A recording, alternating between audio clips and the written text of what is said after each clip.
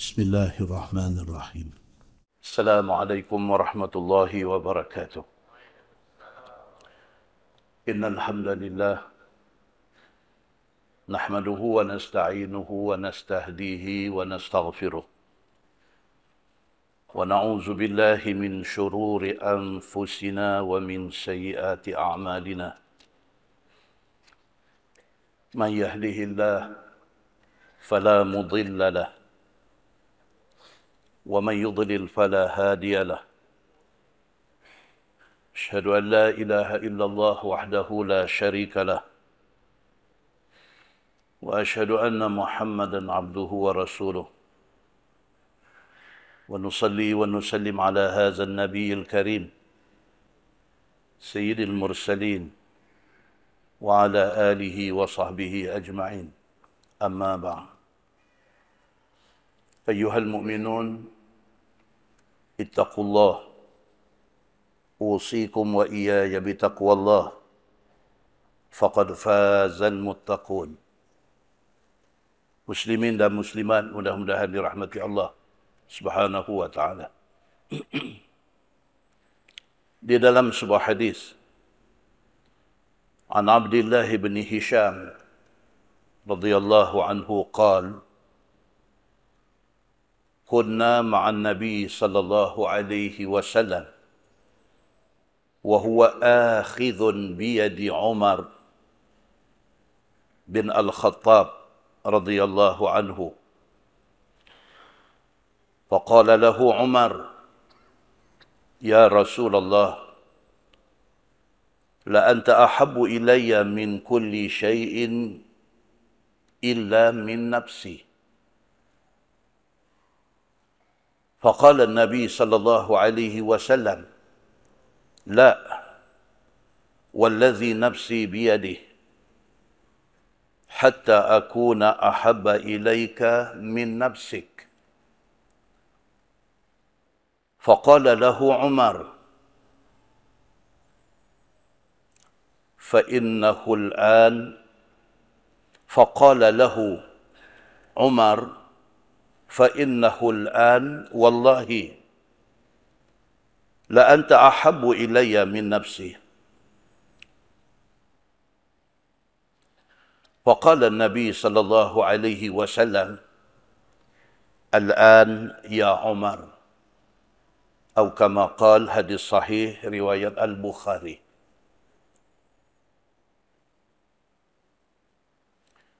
Daripada Abdullah bin Hisham radhiyallahu an. Kata dia, kami tengah duduk sama dengan Nabi sallallahu alaihi wasallam.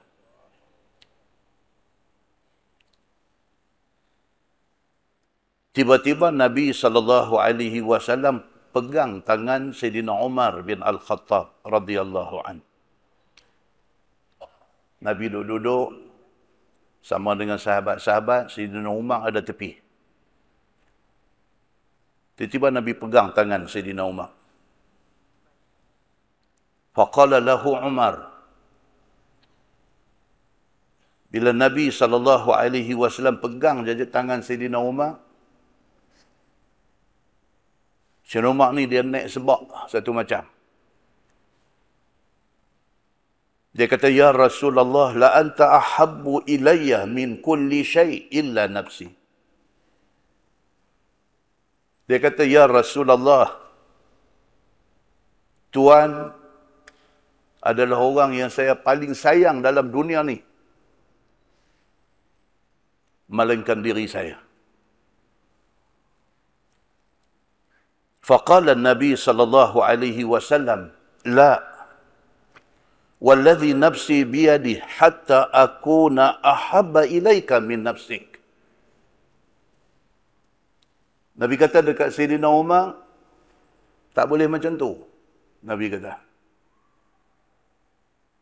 sayang hang dekat aku mesti lebih daripada segala-galanya, termasuk lebih pada diri hang sendiri. Sayyidina Umar kata dekat Nabi, dia kata, Ya Rasulullah, Tuan adalah orang yang saya paling sayang dalam dunia ni. Tak ada orang lain, melainkan diri saya. Nabi kata, no. sayang dekat aku mesti lebih pada diri hang sendiri. Mesti hang sayang aku lebih pada sayang diri hang sendiri. Faqala lahu Umar, fa innahu al-an wallahi la anta ahabbu ilayya min nafsi. Sayyidina Umar bila dengar macam tu, dia kata, wallahi, demi Allah, dia kata, al-an, mula pada hari ini, aku sayang engkau lebih pada diri aku sendiri. Faqala Nabi sallallahu alaihi wasallam, Nabi kata dekat dia, al-an ya Umar. Nabi kata, ni baru betul, wahai Umar. Muslimin dan muslimat yang dirahmati Allah sekalian. Hari ini 26 Rabiul Awal. Kita masih lagi ada dalam bulan kelahiran Nabi sallallahu alaihi wasallam.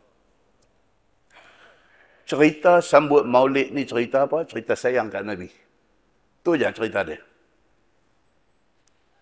Cerita sambutan Maulid yang dibuat seluruh dunia. Seluruh dunia buat. Tengok di Mesir buat, di Qatar buat, di Dubai buat, di semua tempat yang ada orang Islam, orang sambut. Cuma dengan cara masing-masing. Pasal apa sambut? Pasal nak ekspres. Pasal nak melahirkan, pasal nak tunjuk sayang kat Nabi. Tujuan sambutan ni ialah kerana nak tunjuk, nak bagi tahu kata betapa sayangnya kita kepada Nabi sallallahu alaihi wasallam. Malam ni kita akan tengok hadis-hadis Nabi sallallahu alaihi wasallam yang menceritakan bagaimana sahabat-sahabat Nabi ridwanullah alaihim ajma'in dulu depa nak ekspres sayang daripada dekat Nabi. Depa nak tunjuk sayang daripada dekat Nabi. Kita mula dengan hadis Sayyidina Umar bin Al-Khattab duduk dalam majlis ramai-ramai, dia duduk sebelah Nabi, tiba-tiba Nabi pegang tangan dia. Bila Nabi pegang tangan dia, satu penghormatan. Dia tak boleh nak kata apa, dia kata, ya Rasulullah, demi Allah, dia kata tak ada orang yang aku lebih sayang dalam dunia ni melainkan Tuhan. Dia kata, aku sayang Tuhan lebih daripada segala-galanya melainkan diri aku. Dia kata. Nabi kata tak boleh. Nabi kata kalau nak sayang dekat Nabi ni, mesti sayang yang tidak berbelah bagi. Tak boleh share dengan orang. Muslimin dan muslimat dirahmati Allah sekalian. Umar bin Al-Khattab terus kata, wallahi, dia kata, mula pada hari ini, aku akan sayang Tuhan. Lebih pada segala-galanya, termasuk diri aku. Nabi kata, Umar, ni baru betul. Hadis yang kedua riwayat pada Anas bin Malik radhiyallahu anhu. Kata dia, anna rajulan sa'ala an-nabiy sallallahu alaihi wasallam 'an as-sa'ah. Faqala, mata as-sa'ah? Qala an-nabiy sallallahu alaihi wasallam, wa madza a'dadta laha? Qala, la syai' illa anni uhibbullah wa rasulahu sallallahu alaihi wasallam. Faqala an-nabi sallallahu alaihi wasallam, anta ma'a man ahbabta. Qala Anas,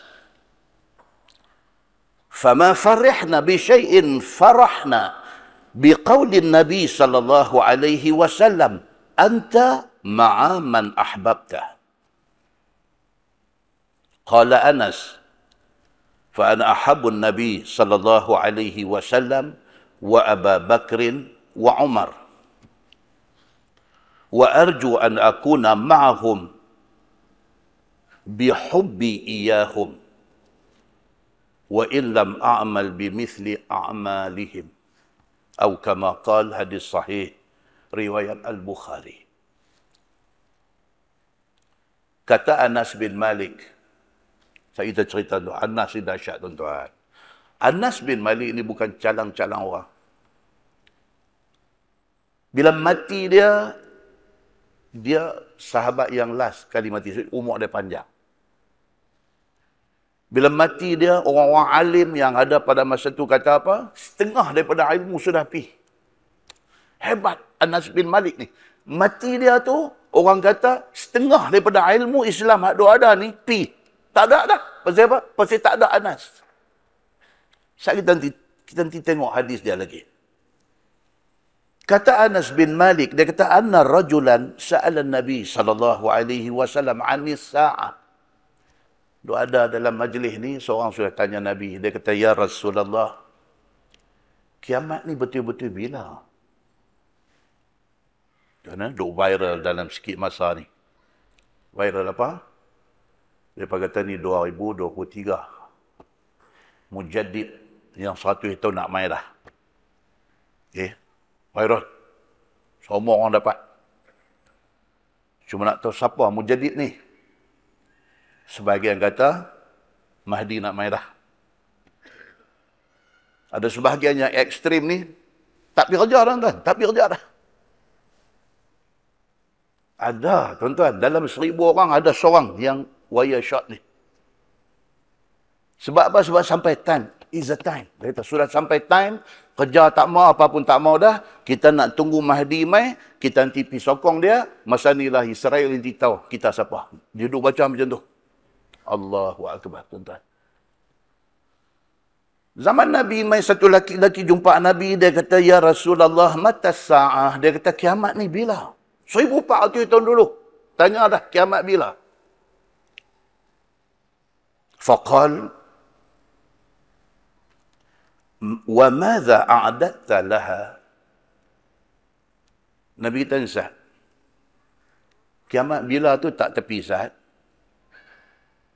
Apa yang hang dah prepare untuk menghadapi hari kiamat? Anda nampak betapa bijaknya Nabi sallallahu alaihi wasallam. Nabi kata terus duk kalut kiamat bila? Hang ready dah kah untuk nak terima hari kiamat? Kata laki-laki ni, la syai'a illa anni uhibbullah wa rasulah sallallahu alaihi wasallam. Dia kata kalau nak kata prepare bahasan tak apa-apa sangat lagi lah dia kata. Tapi hak saya tahu satu. Saya sayang Allah, saya sayang Nabi. Hak tu saya tahu.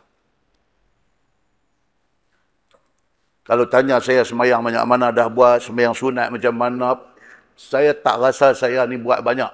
Tapi yang saya tahu dalam diri saya ni, saya sayang Allah, saya sayang Nabi. Faqala Nabi sallallahu alaihi wasallam.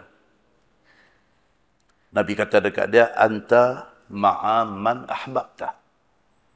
Tu kata-kata Nabi tu. Anta ma'a man ahbabta. Nabi kata kalau lugu tu, akhirat esok, hang akan duduk sama dengan orang yang hang sayang. Bila dia dengar Nabi SAW kata lagu tu, tak tahu dah habang ni. Tak tahu dah habang. Pasal apa? Pasal dia sayang Nabi. Maknanya akhirat esok, dia akan duduk dengan Nabi. Benda tu main masuk dalam hati dia, jerat masuk dalam hati dia, dia tak tahu dah habang.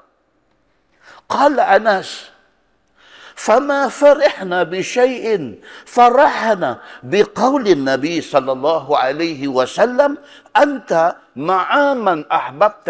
Bukan kata laki-laki hak tanya ni. Anas bin Malik yang ada di situ. Anas kata apa?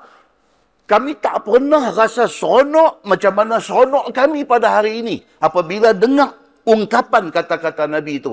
Nabi kata apa? Anta ma'a man ahbabta. Hang akhirat esok akan duduk sama dengan orang yang hang sayang. Kata-kata Nabi itu menyebabkan kami ni jadi seronok yang kami tak pernah seronok macam ni. Untuk boleh nampak tak macam mana sahabat sayang Nabi?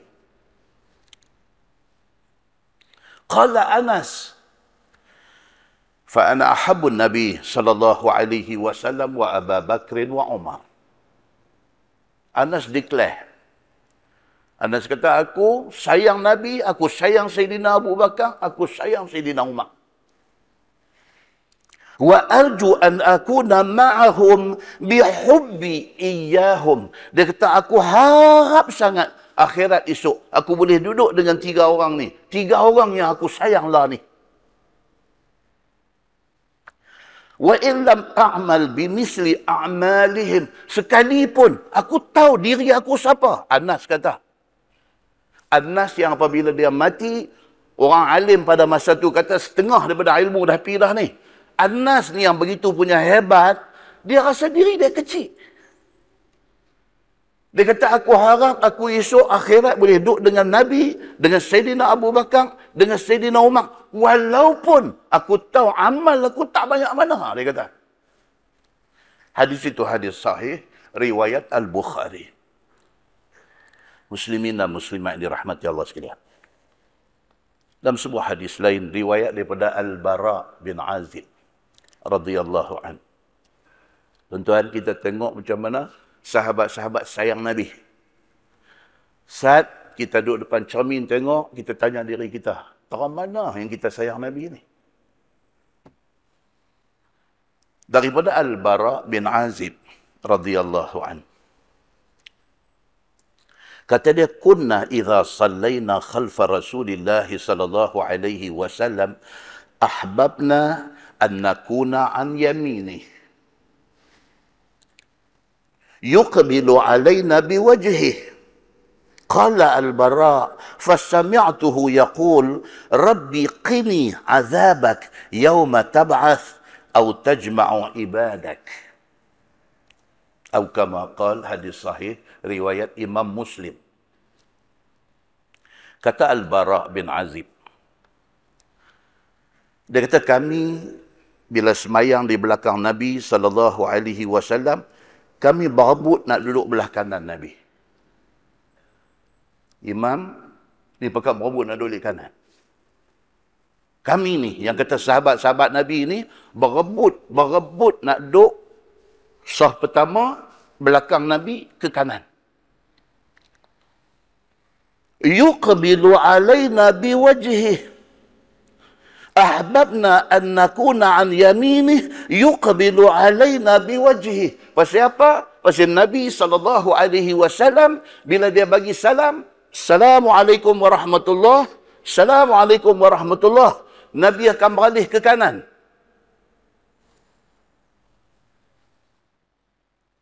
Kami boleh tengok pipi Nabi itu, kami seronok. Tuan-tuan, Allahu Akbar.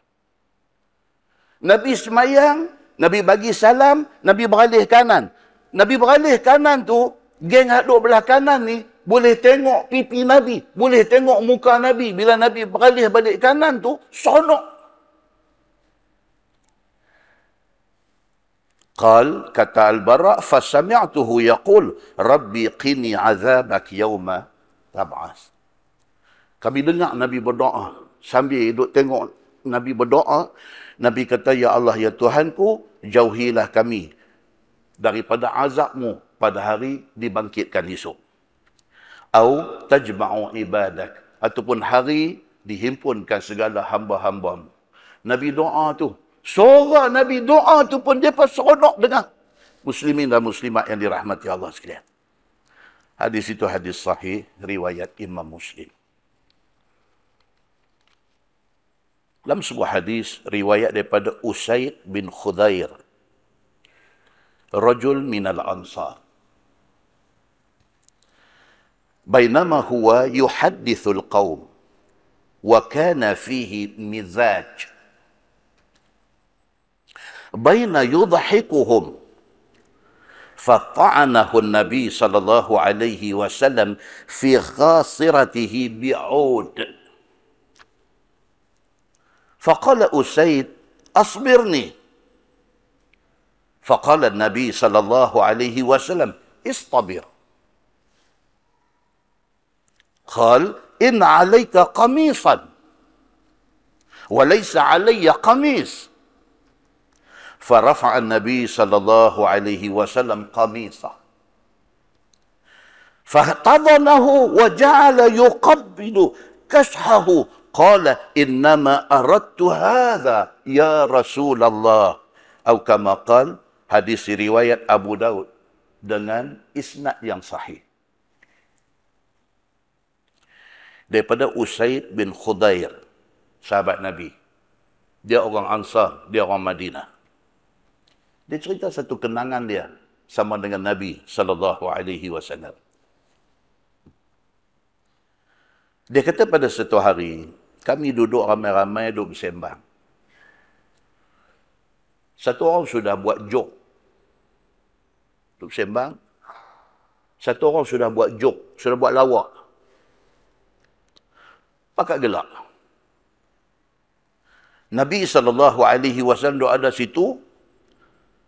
Fatta'anahu Nabi SAW fi khasiratihi bil'ud. Nabi ambil satu ud, satu ranting kayu. Nabi jolok pinggang.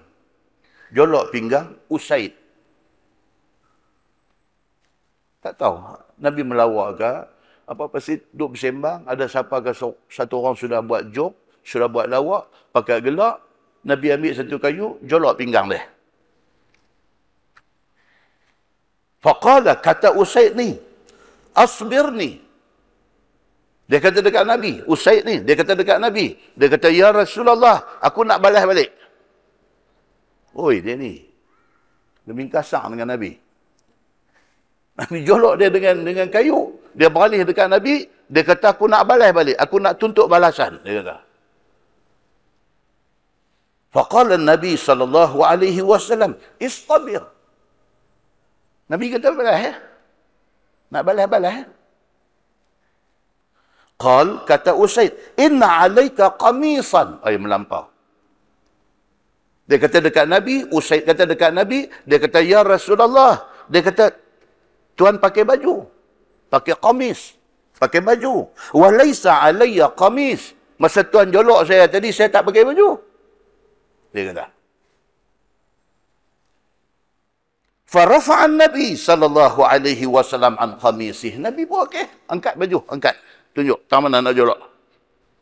Sporting Nabi ni. Fakhtadanahu wa ja'ala yuqabbilu kashha. Nabi angkat aja baju, dia terekam dia buat apa? Dia cium pinggang Nabi. Oi, dia ni. Qal, kata Usaid, innama aradtu hadha ya Rasulullah. Dia kata, Tuan, saya minta maaf. Saya bukan nak balas apa. Saya nak buat yang ni, dia kata. Nak cium satu juzuk daripada badan Nabi SAW. Hadis itu hadis riwayat Abu Daud dengan isnad yang sahih. Nak cerita apa, tuan-tuan? Sayang Nabi. Sayang Nabi. Duk cari jalan, duk cari cara. Macam mana nak buat, nak tunjuk sayang dekat Nabi ini. Satu orang dengan macam-macam cara. Tapi semua tu tujuan dia apa? Sama. Nak tunjuk sayang kepada Nabi SAW. Sebuah hadis riwayat pada Anas bin Malik radhiyallahu an. Kata dia, laqad ra'aitu Rasulullah sallallahu alaihi wasallam wal halaq yahliqu wa atafa bihi ashabuhu fama yuriduna an taqa'a sya'ratun illa fi yadi rajul. Atau kama qala, hadis sahih riwayat Imam Muslim. Kata Anas bin Malik, dia kata, aku duk tengok Nabi SAW duk cukur rambut. Satu halak. Halak ni tukang cukur. Barber. Aku tengok Nabi tengah duk cukur rambut. Satu orang tukang cukur, duk cukur rambut Nabi SAW. Wa atafa bihi ashabuh. Keliling Nabi ni sahabat semua. Dua ada keliling Nabi. Fama yuriduna an taqa'a sya'rah illa fi yadi rajul. Masing-masing pakai duk tadah tangan, rambut Nabi itu tak ada yang jatuh atas tanah, melainkan jatuh atas tangan mereka. Tuan-tuan nak kata apa ni sahabat-sahabat ni? Ekstrim ke mereka ni? Ekstrim, tuan-tuan. Sayang mereka kepada Nabi ni ekstrim. Pasal apa? Pasal itu bukan orang biasa. Itu Nabi SAW.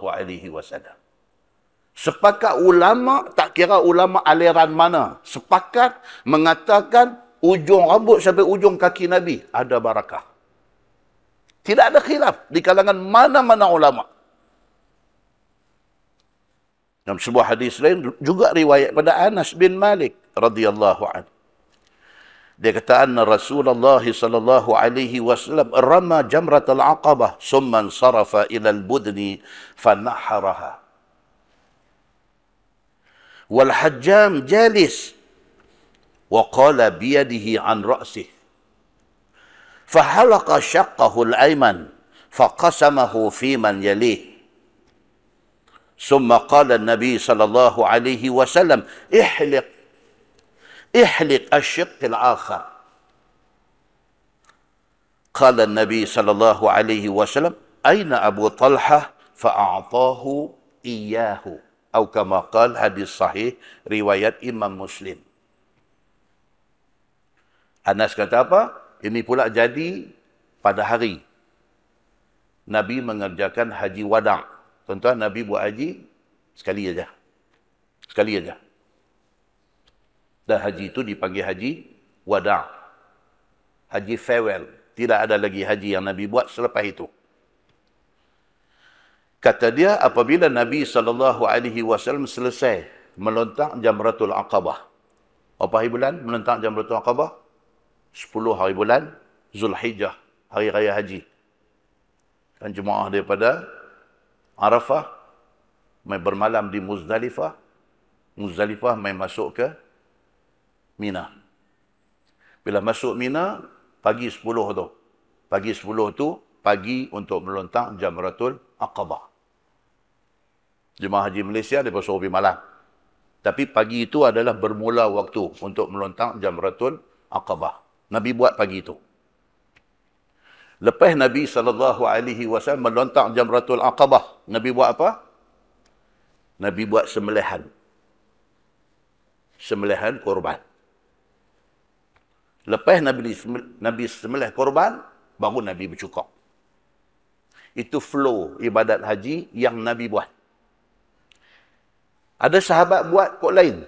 Bila mai tanya Nabi, Nabi kata, wala haraj. Nabi kata, no problem. Okey, boleh. Contohnya apa? Contohnya, pergi melontak Jamratul Aqabah, lepas itu cukong. Nabi lepas melontak Jamratul Aqabah, Nabi sembelih. Kebanyakan orang, lepas melontak Jamratul Aqabah, dia bercukong. Tentu tak sama dengan Nabi. Bukan orang lah tak sama. Zaman Nabi pun ada sahabat yang buat macam tu. Bila tengok, kita berlain daripada Nabi. Dia pergi tanya Nabi SAW. Ya Rasulullah, saya tak sembelih lagi. Saya cukong dulu. Macam mana? Nabi kata, wala haraj. Nabi kata, no problem. Bila Nabi kata, no problem, itu endorsement. Maknanya boleh tak boleh? Boleh. Macam tu. Muslimin dan muslimat dirahmati Allah sekalian. Nabi selesai melontak Jamratul Aqabah, Nabi sembelih dulu. Sembelihan dia.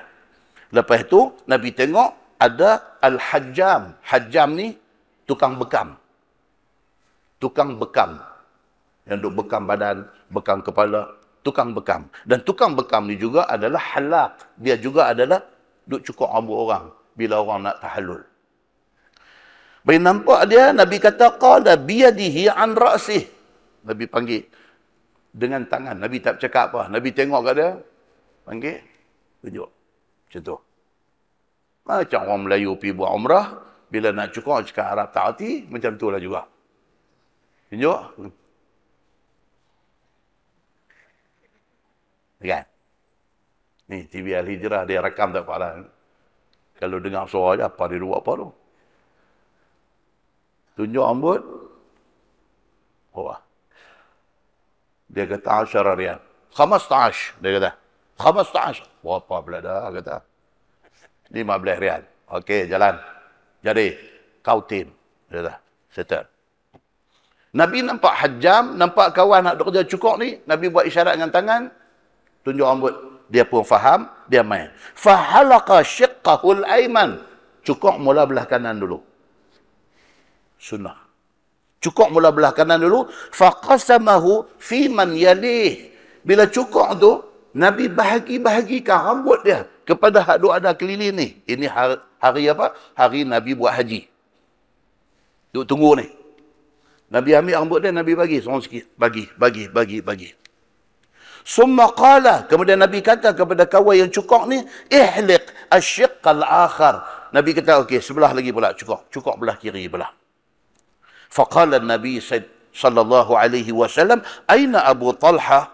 Fa'a'tahu iyah. Hak cukuran sebelah kiri ni, Nabi pegang, Nabi tak bagilah kepada hak duk ada ni. Nabi bagi hak balik kanan saja tadi. Hak balik kiri, Nabi pegang, Nabi tanya, aina Abu Talha? Mana Abu Talha? Siapa tuan-tuan Abu Talha ni? Abu Talha ni ialah pak tiri Anas bin Malik. Abu Talha ni siapa? Dia suami kepada Ummu Sulaim, mak Anas bin Malik. Dia cari Abu Talha. Aina Abu Talha? Panggil Abu Talha mai, bagi rambut tu semua dekat Abu Talha. Muslimin dan muslimat yang dirahmati Allah sekalian. Dan nak cerita kata apa? Close-nya Nabi dengan keluarga Anas bin Malik ini. Dengan keluarga Ummu Sulaim ini. Dan Abu Talha menikah dengan Ummu Sulaim. Dia pun close dengan Nabi sallallahu alaihi wasallam. So adalah hadis yang kita nak baca saat lagi. Dia cerita bagaimana sahabat-sahabat yang ada di kemudian hari ini dapat rambut. Daripada siapa? Daripada keluarga Anas bin Malik ataupun daripada Anas bin Malik sendiri. Pasal close-nya mereka ni dengan Nabi sallallahu alaihi wasallam. Nabi dia qailulah. Qailulah ni apa dia tuan-tuan? Tidur sat sebelum daripada masuk waktu zuhur. Nabi kadang-kadang dia qailulah, dia pergi di rumah Ummu Sulaim. Rumah Ummu Sulaim arah kiblat Masjid Nabawi. Sebelum Nabi main masjid untuk semayang, Nabi pergi dulu ke rumah Ummu Sulaim ni saja, nap. Ambil satu qailulah di rumah dia. Dah ada satu hadis cerita apa? Bila Nabi SAW pergi di rumah Ummu Sulaim, dia tidur di atas tempat tidur yang dilapik dengan kulit. Nabi berpeluh. Sebab tengah hari. Nabi berpeluh. Peluh Nabi itu bergenang di atas lapik kulit ni.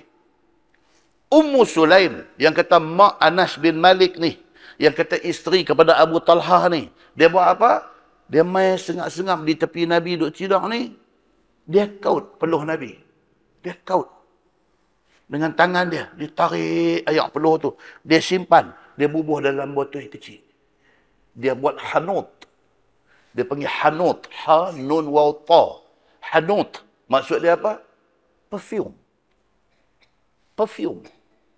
Wanginya peluh Nabi sallallahu alaihi wasallam ni. Sehingga boleh diambil, disimpan dan dibuat perfume. Demikian mulianya yang dikatakan Nabi sallallahu alaihi wasallam ni. Dalam sebuah hadis, riwayat daripada Safwan bin Hubairah radhiyallahu anhu. Kata dia hadis ini daripada bapa dia, daripada abihi, daripada bapaknya Hubairah. Qala li Sabit al-Bunani. Dia kata Sabit al-Bunani bagi tahu dekat dia, dekat Hubairah. Siapa tuan-tuan Sabit al-Bunani? Dia ni khadam kepada Anas bin Malik. Orang belajar hadis ni dia kena tahu tu. Dia kena tahu apa kaitan dia ni dengan dia ni, dengan dia ni, dengan dia kena tahu. Baru dia boleh karang balik cerita tu. Baru nampak apa dia sebenarnya. Sabit al-Bunani ni khadam kepada Anas bin Malik. Dia tahu banyak cerita tentang Anas bin Malik. Kalau Anas bin Malik ni manusia alim besar, Sabit al-Bunani juga tak kurang hebatnya. Kata Sabit al-Bunani, dia kata, qala li Anas bin Malik radhiyallahu anhu, hazihi sya'ratun min sya'ri Rasulillah sallallahu alaihi wasallam, fadha'ha tahta lisani. Qal, fawada'tuha tahta lisani. Fadufina, wahia tahta lisani. وقال مؤرق العجلي lamma mata Anas bin Malik zahab al-yawm bin nisf al-ilmi. Kata Dr. Shu'aib Al-Arnaut, ulama hadis di Jordan, dia kata hadis ini diriwayatkan oleh rawi-rawi yang fiqh, yang sangat dipercayai. Cerita dia apa? Anas, khadam dia nama Sabit Al-Bunani.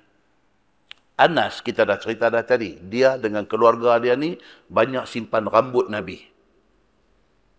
Bila wafat Nabi, orang duk mai jumpa, orang duk kecek, orang duk minta. Dia bagi, dia bagi, dia bagi, dia bagi. Sampai tinggal selai kat dia. Rambut Nabi ni sampai tinggal selai dekat Anas bin Malik.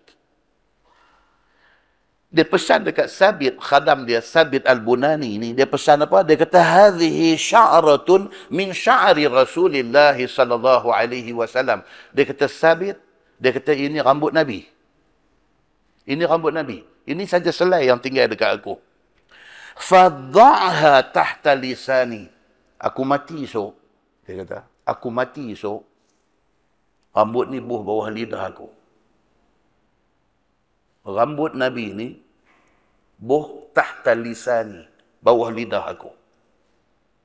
Qal fawada'tuha tahta lisani. Sabit kata, aku pegang amanat yang diberikan oleh guru aku, Anas bin Malik. Bila Anas mati, dia ambil rambut tu, dia bubuh di bawah lidah Anas yang dah mati ni. Fadufina. Anas bin Malik dikebumikan, wahia tahta lisani. Dan rambut Nabi kekal di bawah lidah dia. Dia kata. Wa qala Mu'arik al-Ajali. Kata dia ni, dia kata, lamma mata Anas bin Malik, zahab al-yawm nisful ilmi. Mu'arik dia kata apa?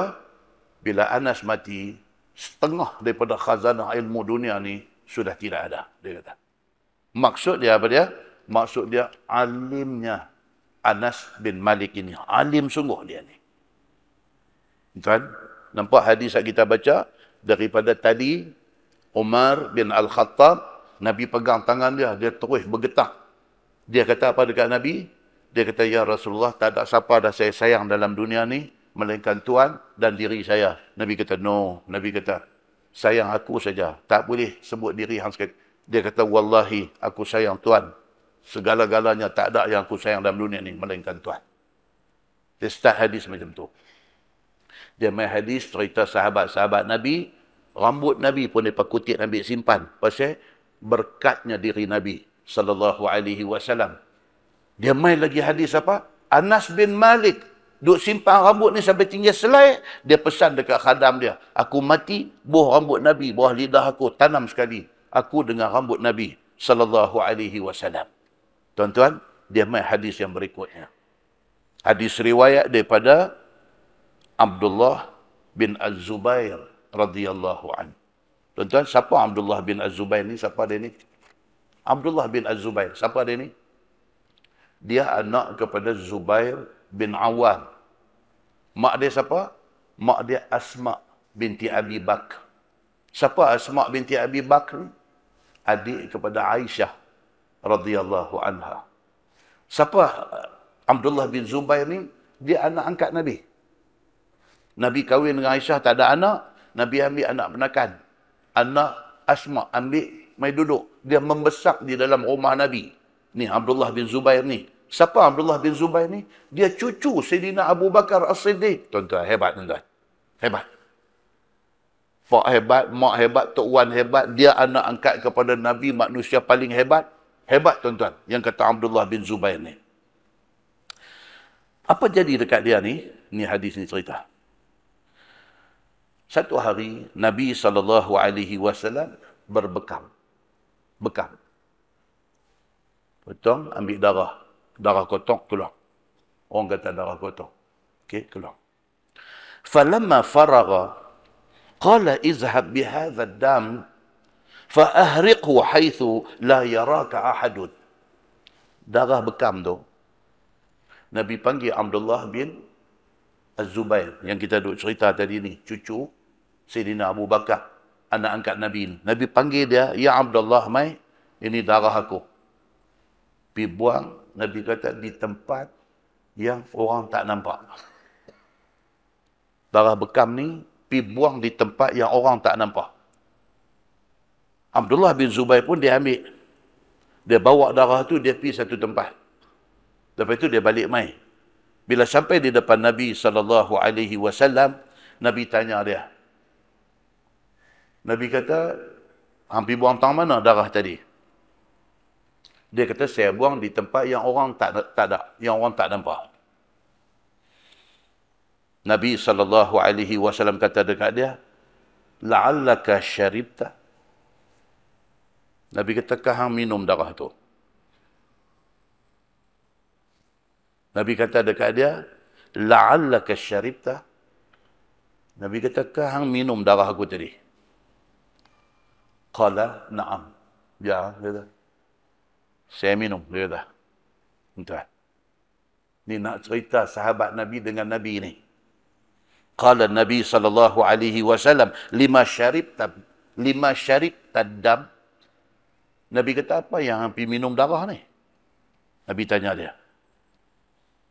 Wailun linnas minka wa wailun laka minan nas. Nabi kata, hang ni boleh jadi celaka ke orang dan orang boleh jadi celaka kerana hang. Nabi kata begitu kat dia. Nabi kata dekat Abdullah bin Zubair, anak angkat dia, anak penakan Aisyah, Nabi kata dekat dia, celaka hang. Dan orang boleh jadi celaka dengan kerana hang. Nabi kata macam tu. Itu kata-kata Nabi SAW. Tuan-tuan, lepas wafat Nabi, apa jadi kepada Abdullah bin Az-Zubair ni? Apa jadi dekat dia? Kepada Abdullah bin Az-Zubair ni, apa jadi dekat dia? Oh, dia jadi orang yang kuat lawan. Kemuncak lawan dia ni apa dia? Dia lawan dengan Hajjaj bin Yusuf Al-Thaqafi. Dia lawan dengan Hajjaj sampai dia pergi duduk berkubu di Mekah, di tepi Kaabah. Dia berkubu di situ dan Hajjaj dengan pasukan tentera daripada kerajaan Bani Umayyah mai kepung dia di situ. Mai kepung dia. Dia duduk berkubu di tepi Kaabah. Dia dikepung oleh tentera Hajjaj. Dan bukan sikit tentera yang menyebelahi Abdullah bin Az-Zubair ini dibunuh oleh Hajjaj bin Yusuf Al-Thaqafi. Mayat mereka dihumban dalam telaga Zamzam. Tuan-tuan, sejarah mencatatkan benda ni. Betapa dahsyatnya kejadian yang berlaku pada masa itu. Dan akhirnya Abdullah bin Az-Zubair ini berjaya dibunuh oleh Hajjaj bin Yusuf Al-Thaqafi. Dia dibunuh. Tidak cukup dengan dibunuh, mayat dia ditambak dan diletak di kayu pancang. Hajjaj nak tunjuk dekat semua orang, inilah akibat yang akan kena kepada siapa saja yang lawan aku. Mayat dia diletak di situ. Orang lalu semua duk tengok. Allahu Akbar. Ini anak angkat Nabi. Begini akhirnya. Dan Hajjaj bin Yusuf Al-Thaqafi, dia panggil Asma. Asma ada lagi. Asma binti Abi Bakr. Ni. Adik ipar Nabi ni. Asma ni dia ada lagi masa tu. Hidup lagi. Tapi tua dah. Asma ni pun dahsyat tuan-tuan. Masa Nabi dan Sayyidina Abu Bakar hijrah. Duk menyorok di dalam gua. Dialah orang yang duk pergi hantar makanan kepada Nabi. Dan kepada bapa dia. Sayyidina Abu Bakar As-Siddiq. Asma ni. Hajjaj panggil Asma ni mai. Dia tak mau mai. Ni, walaupun dia dah tua pada masa tu, darah melawan tu. Dia tak mau mai.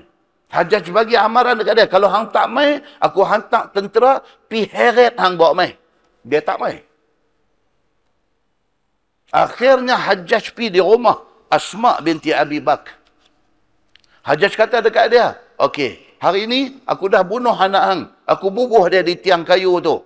Kerana dia musuh Allah, Hajjaj kata. Apa hang nak kata dekat aku? Tuan-tuan, kalau baca sejarah ni, tuan-tuan boleh bayang tak Hajjaj ni. Dia bukan tak kenal ni orang-orang ni semua. Bukan dia tak kenal orang dia bunuh tu. Bukan dia tak kenal Asma binti Abi Bakr. Bukan dia tak kenal. Tapi macam tu dia. Hang nak kata apa dekat aku? Aku bunuh anak hang dah aku buat mayat dia macam tu. Hang nak kata apa dekat aku? Asma binti Abi Bakr, dia jawab direct. Dia kata, hang buat macam tu dekat anak aku, hang merosakkan dunia dia. Tapi akhirat hang rosak, dia kata. Dia jawab dekat Hajjaj ni, dia tak takut langsung. Dia kata, hang buat macam tu dekat anak aku, hang rosakkan dunia dia. Dia mati atas dunia ni. Tapi hang rosakkan akhirat hang rosakkan agama hang. Dia kata. Hajjaj menyala dia ni. Dia menyala. Tapi dia tak buat orang perempuan. Tu dia satu progres dia. Dia menyala bila Asma kata macam ni. Dia keluar daripada rumah tu. Dia suruh turun mayat tu. Pergi lempak di kubur Yahudi. Dahsyat tuan-tuan. Tuan-tuan tengok tak? Sejarah ni dia nak cerita apa kat kita? Dia nak cerita permusuhan, kebencian ini merosakkan. Dia nak habang dekat kita pengajaran daripada cerita-cerita sejarah ni apa dia? Orang Islam tak mau bergaduh. Dia nak habang apa kat kita? Dia nak habang kata orang Islam ini hiduplah sebagai saudara, tolong menolong. Tengok apa jadi dekat Palestin hari ni. Dia masuklah Palestin. Sikit, benda ni cakap pun tak boleh buat apa. Tengok apa jadi dekat Palestin hari ni. Hari pertama jadi gaduh di antara Hamas dengan Israel. Hari pertama. Oh, Jordan keluar kenyataan.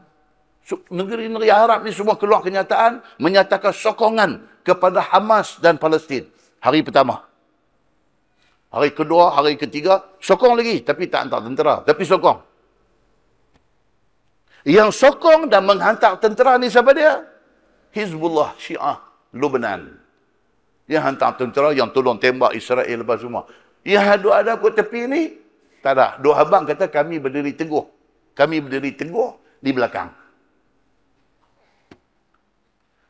Bila mereka gerakkan kapal perang dia masuk ke perairan tu, dan negeri-negeri Arab lain ni, zip mulut, sengap tak kata apa dah. Sengap. Itulah nasib orang Islam. Apabila dia kena, tidak ada saudara sesama Islam nak tolong. Tak ada. Pasal apa? Pasal kita sama kita berdengki. Pasal kita sama kita bermusuh. Pasal kita sama kita super sensitif. Tak boleh sikit nak jadi tuan-tuan. Apa kesudahan kita ni? Kalau sekiranya kita tidak ambil iktibar daripada sejarah yang dah jadi berapa lama dulu. Dan sejarah itu berulang dan berulang dan berulang. Kita masih macam kita. Tidak mau menjadikan saudara seagama ni sebagai saudara. Muslimin dan muslimat yang dirahmati Allah sekalian. Begitulah akhir hidup Abdullah bin Az-Zubair. Yang hadis ni cerita apa tadi? Nabi bekam, Nabi bagi darah dekat dia. Nabi bagi darah dekat dia, Nabi kata tolong pergi buang darah ni. Buang di tempat yang orang tak nampak. Nabi takut sebab dia orang duk ambil apa buat tak tahuan dekat darah ni. Tengok dia ambil pergi tengok orang tak ada, dia hirup minum darah tu. Mai dekat Nabi buat muka lalu tak ada apa, Nabi tahu. Nabi kata, minum ke darah tadi? Dan satu bagus, dia tak murung. Dia tak minum. Nabi kata dekat dia, hang nanti bawa celaka dekat orang dan orang boleh jadi celaka kerana hang. Nabi kata lagu tu. Tak tahu apa maksud dia. Tak tahu. Tapi yang pastinya selepas wafat Nabi, benda ni sudah jadi dekat Abdullah bin Az-Zubair. Muslimin dan muslimat yang dirahmati Allah sekalian. Begitu sekali benda yang sudah. Dan hadis itu hadis hasan. Muslimin dan muslimat yang dirahmati Allah sekalian. Dan ada beberapa kes lagi. Di antaranya ialah ketika perang Uhud. Kan kita dah baca cerita sejarah perang Uhud, Nabi cedera. Dalam perang Uhud, pasukan pemanah tak dengar cakap, akhirnya Nabi cedera. Pipi berdarah. Pipi Nabi berdarah. Pada masa itu, satu sahabat yang bernama Malik bin Sinan. Siapa Malik bin Sinan ni? Malik bin Sinan ni bapa kepada Abu Sa'id Al-Khudri. Yang tu anak dia kita selalu dengar nama. Abu Sa'id Al-Khudri. Bapa dia Malik bin Sinan. Malik bin Sinan ni, waktu hari perang Uhud, pipi Nabi berdarah. Dia buat apa? Dia menghisap darah daripada pipi Nabi. Malik bin Sinan. Dia pegang muka Nabi, dia hisap darah. Darah duk meleleh tu, dia hisap. Bila dia hisap darah Nabi tu, dia telan. Lepas ni duduk cari jalan macam ni semua. Dia telan darah Nabi tu. Faqala Nabi sallallahu alaihi wasallam, mujjah, Nabi kata. Mujjah. Mujjah maksudnya apa? Ludah buang. Dia hisap darah pipi Nabi berdarah.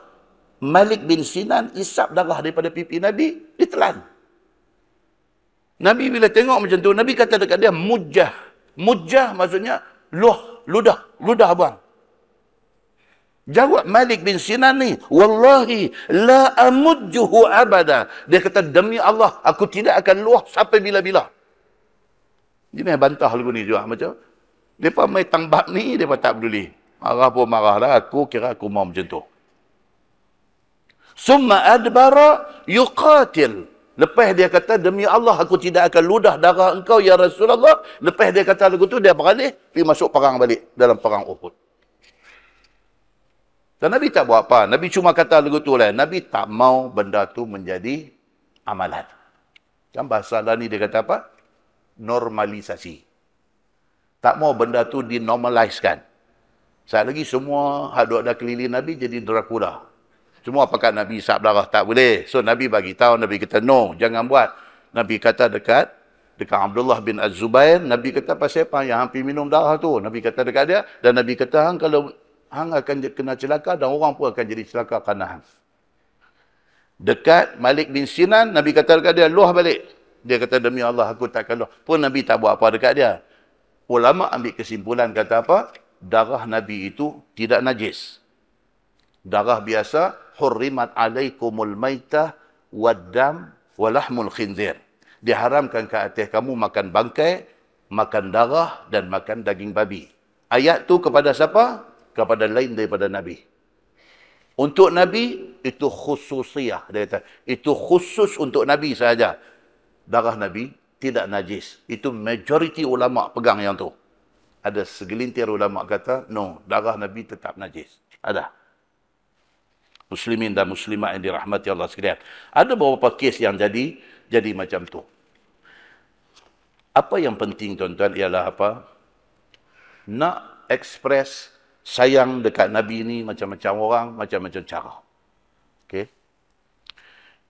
Ada orang dia nak tunjuk dia sayang Nabi. Dia banyak selawat. Allahumma salli ala Muhammad wa ala ali Muhammad. Allahumma salli ala Muhammad wa ala ali Muhammad. Pasal apa tu? Dia duk keep repeating selawat pasal apa? Sayang Nabi. Ada orang dia sayang Nabi, dia praktis sunnah Nabi yang tertentu. Ada. Masing-masing. Ada yang sayang Nabi, dia ambil tang pakaian. Sayang Nabi. Dia ambil tang pakaian. Apa dia? Nabi suka pakai kamis. Ni kamis. Kita pakai ni kamis. Orang Melayu dia borong jubah semua kan. Kamis ni maksudnya baju labuh, tapi butang sampai dekat ni ya. Kamis. Kat belah terus sampai bawah, dia panggil jubah. Nabi suka pakai kamis, dia pakai kamis. Orang dia pasal apa hang selalu duduk pakai kamis? Pakaian Nabi. Dia nak habaq sayang dia dekat Nabi, dia tunjuk macam tu. Ada orang sayang Nabi, dia tunjuk dengan serban. Serban pun dua tiga pendapat. Satu pendapat, bila dia baca hadis, dia kata, dia tengok Nabi berkhutbah, wa alaihi imamatus sauda, dan di atas kepala Nabi itu ada imamah sauda, serban hitam. Sebahagian orang Arab, dia kata, perkataan imamah membawa maksud serban lilit. Maka Arab di Mesir, Arab di beberapa negara Arab dalam dunia ni, mereka serban, mereka lilit. Saudi, dia kata pakai serban juga. Dia memahami kata serban tu ialah letak atas kepala lagu tu ya. Macam kita duk tengok Syekh Sudais, duk tengok Syekh Shuraim pakai. Mereka tak pernah kita tengok. Tuan-tuan pernah tengok Sudais lilit serban? Tak ada. Sebab tafsiran dia. Bagi dia letak macam tu. Masing-masing. Tapi dia bubuh serban tu. Pasal apa? Pasal Nabi dengan serban ni banyak hadis. Macam mana nak pakai serban? Itu macam-macam cerita. Tapi nak ekspres sayang. Ada yang dia nak tunjuk sayang dia dekat Nabi, dia bubuh ridak. Macam trend duk main Malaysia lah ni, semua buah ridak atas bau. Cuma kain ridak Nabi itu murah, hak dia beli mahal. Dia pakai. Hak dia beli itu air. Kalah kain songket. Nabi pakai kain biasa saja, buah atas bau. Tapi dia letak tu pasal apa? Oh, pasal dia faham, kata Nabi, ada hadis tu cerita, ada ridak. Dia pun buat macam tu. Ada orang dia sayang Nabi, dia nak follow, dia nak ikut Nabi. Oh, dia jumpa hadis kata, Nabi kalau pakai pakaian, singkat. Singkat. Ila ansafi saqain. Hadis kata, Nabi kalau pakai pakaian ni, singkat dia sampai separuh betis. Dia pun buat bagi singkat. Jubah dia potong bagi singkat. Lagi sakan kita tengok apa dia, seluang dia buat bagi singkat. Pasal apa? Kalau tanya dia pasal apa ni? Dia kata ni sunnah. Dia kata. Pasal apa tu? Pasal nak tunjuk sayang Nabi. Masing-masing. Terus saya kata apa? Masing-masing. Ada pula nak ambil ni, sayang dekat Nabi ni, dia ambil dari segi perbuatan. Perbuatan. Siwak. Nabi kata apa? Laula an asyqa ala ummati la amartuhum bis-siwak inda kulli salah. Kalau tak kerana nak menjadi berat kepada umat aku akan wajibkan gosok gigi waktu nak semayang. Oh, dia pegang yang tu, dia praktis. Cuma praktis gosok gigi itu macam-macam. Sebahagian ulama kata apa? Yang hadis kata, kalau tak memberatkan umat aku akan wajibkan gosok gigi. Inda kulli salah, ketika nak semayang. Bila ni ketika nak semayang? Kita nak main masjid tadi, kita duduk mandi nak main tu, pasal apa? Pasal nak semayang. Masa tu lah gosok gigi. Betul dah lah tu. Itu faham dia.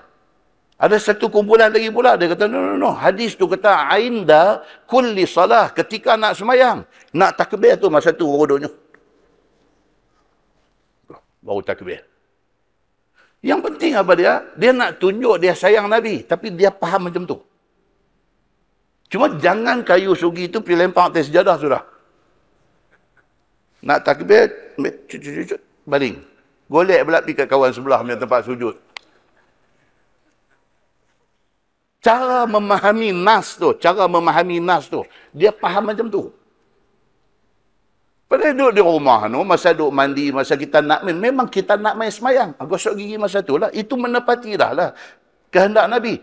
Tapi dia faham, kata, dekat nak semayang tu, masa tu. Tak apalah, dia faham. Dan dia buat tu pasal apa? Pasal dia nak tunjuk dia sayang Nabi. Entah nampak tak? Saya cuba nak bawa ni. Ada orang sayang Nabi dengan cara sambut maulid. Dia sambut maulid ni, dia rasa dialah orang paling sayang Nabi.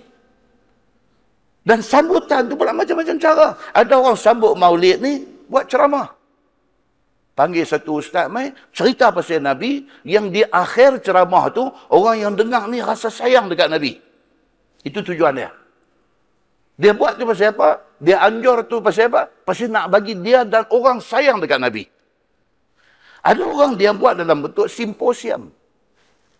Dia tak mau macam-macam ni, duduk apa semua, dia rasa rimah, dia rasa lemah, dia tengok balik kanan dia siapa, dia tengok balik, dia mau jenis simposium. Ambil satu ballroom hotel mana ke, main satu macam yang daftar nama, satu tag buh di kepala dia, dia pun masuk main. Tapi pasal apa tu? Pergi simposium tu nak cerita pasal Nabi. Dia kira ni dia attend ni pasal dia sayang Nabi. Itu cara dia. Itu cara dia. Ada cara dia nak tunjuk sayang dekat Nabi, dia berlarak. Dia berlarak. Orang ambil 1 kilometer, dia ambil 10. 10 kilometer dia berlarak. Bagi dia, itu cara dia nak ekspres sayang dia kepada Nabi. Ada orang cara buat kenduri. Dia kata ni, jemput esok saya buat kenduri. Kenduri apa? Sajalah sambut maulid ni, saya buat kenduri. Pasal apa dia buat tu? Pasal nak tunjuk sayang. Pasal nak tunjuk sayang kepada Nabi. Muslimin dan muslimat yang dirahmati Allah. Macam-macam. Ada orang yang nak tunjuk dia sayang kepada Nabi dengan cara apa? Dengan cara dia keluar isu-isu untuk orang semua jadi riuh dah. Dia kata ni yang hampa duk sambut maulid 12 Rabiul Awal ni, confirm betul kan Nabi beranak 12? Dia suka macam tu. Hang confirm kan Nabi beranak? Hantar dah. Hang baca buku bagi banyak sikit. Dia kata, 12 Rabiul Awal tu Nabi wafat. Dia kata, bukan Nabi beranak. Ni hang duk seronok sambut. Ni hang seronok Nabi wafat. Hantar dah. Dia ni pun tengok, awak ni. Dia kata, betul ke ni? Kalau duk telefon ustaz pula, dia ustaz ni nak tanya ni, nak confirm betul-betul ni. Tanya tak apa, kepala tu. Dan nak confirm betul-betul lah dia kata ni 12 Rabiul Awal ni depa tahu bukan Nabi beranak ni, Nabi wafat ni, depa kata ni ustaz ni betul lah. Kita tahu ni biasalah tarikh. Dah tapi betul lah. Habis nak kalau kita pergi duk sambut dia, apa kita ni jatuh seronok Nabi wafat ke apa? Duk mai tanya macam tu. Contoh apa ada pada tarikh? Apa ada pada tarikh? Sebahagian ahli sejarah, ahli falak, buat kiraan semula, dia kata Nabi betul-betul beranak 9 Rabiul Awal. Nabi wafat 12 Rabiul Awal. Itu hasil daripada kajian dia. 9 ke? 12 ke? Apa masalah dengan tarikh? Tak ada apa. Kita sayang Nabi. Itu yang utama. Kita sayang Nabi.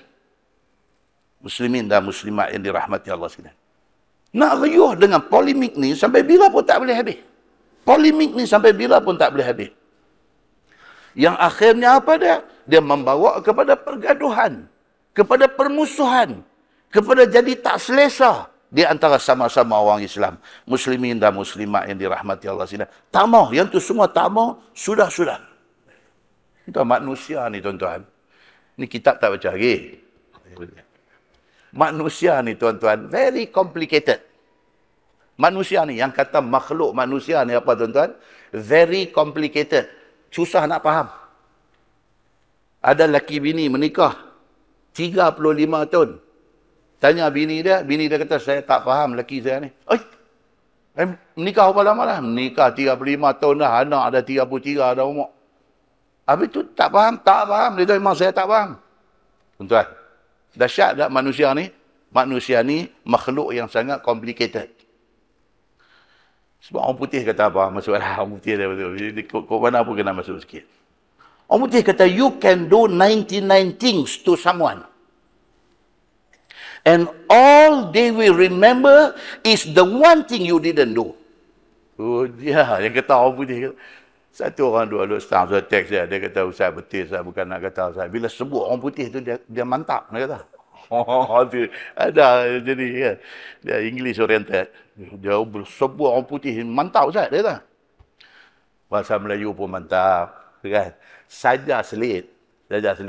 Nah, abang kata manusia ni complicated. Dia kata apa? You can do 99 things for someone. Kita pergi buat macam-macam kat dia ni. 99 benda dah kita buat baik dekat dia. Last kali apa dia? And all they will remember is the one thing you didn't do. Hak dia duk sebut, hang tak buat satu gitu. Ya Allah, yang kata manusia ni tuan-tuan. Punya banyak kebaikan kita buat, dia boleh tak ingat. Dia duk sebut kita tak buat tu. Dahsyat tuan-tuan manusia ni. Jadi oleh kerana manusia ni macam ni lah, kalau kita nak ambil kira manusia dalam nak buat apa benda, apa pun tak boleh buat. Kita buat benda tu baik, benda tu tak salah, benda tu dapat pahala dari segi agama, bismillah kita buat. Dalam sebuah hadis, riwayat daripada Ibni Umar radhiyallahu anhuma, kata dia, qala Nabi sallallahu alaihi wasallam yaum al-ahzab, la yusalliyanna ahadun al-asra illa fi Bani Quraizah. Itu arahan Nabi. Fa adraka ba'dhum al-asra fi at-tariq. فقال بعضهم لا نصلي حتى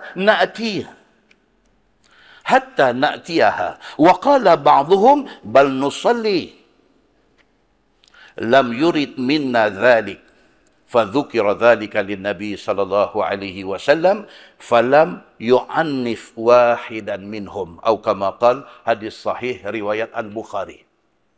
Hadis ini cerita waktu perang Khandaq. Perang Khandaq ni apa dia? Perang Ahzab. Bukan perang ni dahsyat. Perang Ahzab ni, perang Khandaq ni sampai Nabi terlepas sembahyang asar. Sagi dalam kitab ni kita nanti jumpa. Nabi terlepas sembahyang asar. Nabi terlepas sembahyang asar kerana perang Khandaq ni. Dengan Sayyidina Umar pun terlepas. Dah nak maghrib dah, matahari nak terbenam dah, tak sembahyang asar lagi. Umar mai jumpa Nabi SAW. Umar kata, "Ya Rasulullah, laknat betul." Dia kata, "Puak kafir musyrikin ni, aku tak sembahyang asar lagi." Umar kata dekat Nabi. Nabi kata apa? Nabi kata, "Wallahi, aku pun tak sembahyang lagi." Nabi dengan Sayyidina Umar pergi masuk, saya kita nanti baca cerita tentang wadi di Madinah, pi Wadi Al-Mubarak. Al-Wadi Al-Mubarak. Pi Nabi ambil ayat semayang dengan Sayyidina Umar, semayang sedangkan waktu asar sudah habis. Semayang, lepas tu sambung dengan sembahyang maghrib. Ni, perang Khandaq ni punya cerita. Baik, hadis ni kata apa? Dia kata hari itu hari perang Khandaq. Nabi pesan dekat pasukan sahabat Nabi ni, Nabi kata, "La yusalliyanna ahadun al-asra illa fi Bani Quraizah." Nabi kata ni, hampa balik dulu ke Madinah. Daripada tempat perang Khandaq ni, Nabi kata hampa pergi balik dulu, jangan semayang lagi asar sehinggalah sampai di perkampungan Bani Quraizah. Bani Quraizah ni Yahudi. Sampai di kampung Bani Quraizah baru semayang asar. Nabi bagi arahan macam tu. Sahabat-sahabat ni pun bergerak nak balik. Dengan suasana perang. So dia drag masa, dia jadi lambat. Bila jadi lambat ni, dalam perjalanan nak balik itu, di kalangan sahabat Nabi ni sudah jadi dua. Satu kumpulan kata apa? Dia kata ni dah lewat dah ni. Kalau kita tak semayang asar lagi, sekali terlepas waktu ni. Kita semayang dululah. Sebahagian lagi kata apa? Dia kata, ingat Nabi pesan tadi. Nabi kata, jangan semayang asar sehinggalah sampai di kampung Bani Quraizah. Nampak tuan-tuan? Perbezaan pendapat ni bukan berlaku lah ni. Zaman Nabi tu ada lagi, dah jadi. Arahan Nabi itu, kumpulan ni faham macam ni, kumpulan ni faham macam ni. Apa jadi? Sebahagian ni kata, tak apalah, hampa tak mau semayang, kami semayang dulu. Kami takut sekali waktu habis. Sebahagian lagi nak ikut apa yang Nabi kata. Sampai sana lagi baru nak semayang walaupun dah terlepas masa. Jadi macam tu. Bila settle semua ni, dia pergi tanya Nabi SAW. Bila sampai dekat Nabi, dia kata fazukira dzalika lin Nabi SAW. Pergi cerita dekat Nabi, "Ya Rasulullah, hari tu Tuan kata nak semayang asar ni tunggu sampai di Bani Quraizah baru semayang. Tapi ada sebahagian ni, mereka semayang juga dulu. Mereka takut habis waktu." Macam mana? Siapa betul, siapa salah? Tanya Nabi. Bila tanya, dia kata apa? "Falam yu'annif wahidan minhum." Nabi tak kata siapa betul, siapa salah. Nabi tak kata. Nabi tak kata. Purposely, sengaja Nabi tak kata. Nabi nak bagi tahu kata apa? Hampa ingat macam mana, hampa tafsir macam mana pun tentulah. Tak mau nak kata dia ni betul, dia ni salah, semua tak mau, saat lagi jadi riuh rendah. Dia nak tunjuk kata apa? Dalam certain hal ada keterbukaan dia. Perbezaan pendapat ini boleh berlaku. Muslimin dan muslimat yang dirahmati Allah sekalian. Benda ni kita kena ambil yang iktibar. Satu, sayang Nabi. Yang kedua, berlapang dada dalam banyak hal. Yang ketiga, elakkan pergaduhan dan permusuhan sama-sama orang Islam. Yang keempat, kuatkan kesatuan dan perpaduan di kalangan kita. Yang tu yang penting sekali. Mudah-mudahan mukadimah itu memberi manfaat kepada kita insya-Allah. Kita menggunakan Bahrul Mazi jilid 21. Bahrul Mazi jilid 21, muka surat 157. Bawah sekali. Dia kata, dan kata qil, orang yang mati syahid itu tiada hancur ia di dalam kuburnya. Dan tiada makan akan dia oleh tanah. Seperti mana orang-orang yang tidak mati syahid. Betul ke dia kata orang mati syahid ni, badan dia tak reput. Badan dia tak dimakan tanah. Itu persoalan yang dia nak beritahu. Yang kita pastinya pada dia, dalam hadis Nabi SAW, Nabi sebut secara jelas, innallaha harrama 'alal ardi an ta'kula ajsadal anbiya. Itu hadis. Nabi kata apa? Sesungguhnya Allah mengharamkan ke atas bumi makan badan para nabi. Nabi, bukan Nabi Muhammad saja. Nama kata Nabi, badan tidak akan dimakan oleh tanah. Maksudnya tidak akan reput. Semua Nabi macam tu. Siapa kata? Dalam hadis sahih, riwayat Ibnu Majah. Nabi sebut jelas bahawa para Nabi, jasad tidak akan reput. Satu. Baik, habis tu macam mana ni? Yang kata orang mati syahid, kata tak reput, betul ke? Tidak ada hadis. Tidak ada hadis yang boleh dijadikan dalil kata orang mati syahid tak reput. Tidak ada hadis. Habis tu, yang kata orang hafal Quran pun badan tak reput macam mana? Tidak ada hadis. Tidak ada hadis yang boleh dibuat dalil mengatakan orang yang hafal Quran juga jasad tidak reput. Tidak ada hadis. Habis tu macam mana? Tak ada macam mana lah. Dia tu kalut. Dia nak kata tak reput. Tetapi di kalangan ulama ni ada sebut. Dia kata apa? Walakin syahidal waqi' bi anna minal amwat man la ta'kulul ardu jasadah. Ini huraian ulama. Dia kata apa? Tetapi realiti yang berlaku pada hari ini, dia kata ada di kalangan orang mati ini jasad dia tak dimakan bumi. Ulama kata, bukan hadis. Ulama kata. Realitinya kita duk tengok ada berlaku orang yang bukan nabi tapi bila mati, bila dikebumikan jasad dia tak reput. Ada jadi. Baik, dia kata apa? Sabata dzalika li ba'dhi syuhada was-salihin wa li ghairihim minan nas. Dan benda ni dah terbukti dah, dia kata. Ada berlaku kes badan tak reput ni di kalangan orang yang mati syahid, di kalangan orang-orang yang soleh. Dia kata, dan di kalangan manusia-manusia tertentu. Tuan-tuan, Fir'aun pun tak reput. Fir'aun, jasad dia duduk ada lagi. Yang duduk jadi apa? Mumia, apa dia panggil? Tak reput. Oh, dah usaha tu pasal dia buh ubat awit. Tak kira lah buh apa-apa, dia tak reput. Kalau Allah nak suruh reput, buh apa, buh reput. Tapi Allah izinkan tak reput. Atas apa alasan tu lain cerita. Tapi Allah izinkan jasad dia tak reput. So, ulama kata apa? Ulama kata realitinya dalam masyarakat hari ini ada. Dia kata orang-orang yang tertentu ni kemudiannya terbukti badan dia tak mereput. Contohnya apa dia? Asy-syuhada. Contoh dia apa? As-salihin. Orang-orang yang saleh. Kan hari tu kat masjid apa? Masjid Teluk Tawang. Kan mereka nak extend masjid apa semua, mereka korek. Bukan Teluk Tawang, masjid apa? Kampung Bengali ke apa tu. Mereka nak buat masjid, tapak baru tu, makan kawasan kubang. So, dapatkan perintah ni, pergi korek lah. Ada. Orang tua ni mati 12 tahun dah. Intact. Dia kata, bukan badan dia tak apa. Kain kapan dia pun duk elok Gimana? Menangis anak-anak.